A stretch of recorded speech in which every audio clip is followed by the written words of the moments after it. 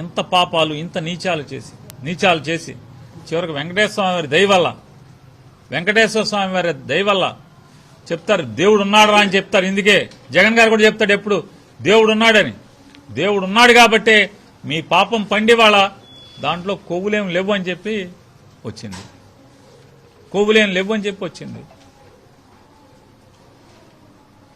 ఇవాళ ఎక్కడైతే వెంకటేశ్వర స్వామి వారి దయ వల్ల ఆయన మహత్యం వల్ల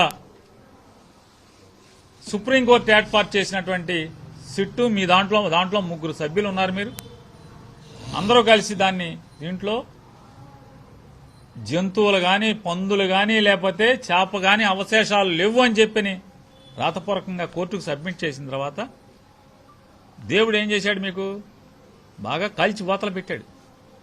ఇప్పుడు దాన్ని తట్టుకోవటం కోసం సిగ్గు శరం అన్నీ వదిలేసి ఇది నీచమే, ఇది నికృష్టమే అనేటువంటి ఆలోచన కూడా లేకుండా ఊరూరా తప్పుడు ఫ్లెక్స్ బోర్డులు కట్టారు. తప్పుడు ప్రచారం చేస్తూ జగన్మోహన్ రెడ్డి గారి బొమ్మ, సుబ్బారెడ్డి గారి బొమ్మ, బొమ్మన కరుణాకర్ రెడ్డి గారి బొమ్మ, తిరుపతి వెంకటేశ్వర స్వామి బొమ్మలే ఈ లడ్డూలు బొమ్మలేసి అపవిత్రం జరిగిందని చెప్పి ఇంకా మీరు బోర్డులు కడతారు. ఇది బరి తెగించడం కాదా?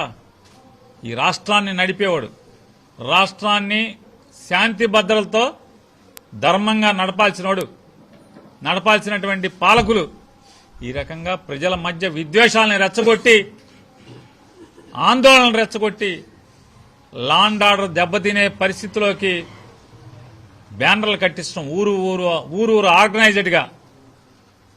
అసలు 111 కేసు సెక్షన్ బిఎన్ఎస్ఎస్ 111 ప్రకారం మిమ్మల్ని కాదా కేసు కట్టాల్సింది?